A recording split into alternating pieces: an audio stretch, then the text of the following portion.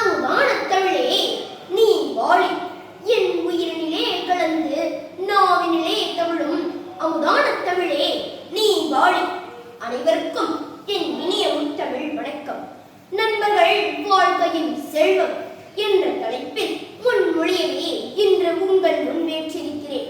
பணம், பதவி, புகழ் என்று பல செல்வங்கள் நம் வாழ்வின் தேடலில் வைத்திருந்தாலும் இவை அனைத்திலும் காண கிடைக்காத செல்வமாக உருப்பெற்றிருப்பது நண்பர்கள் என்ற அரிய செல்வமாகும்.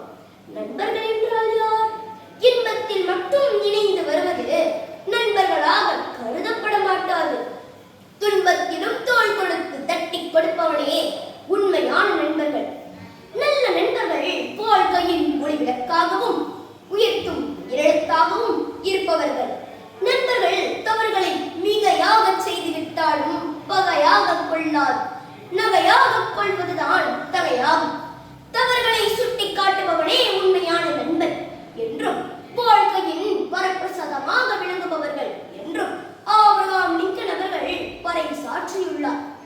நண்பர்கள் இல்லாத வாழ்க்கை ஒரு வெறுமை, நல்ல நண்பர்கள் உள்ள வாழ்க்கையே செழுமை.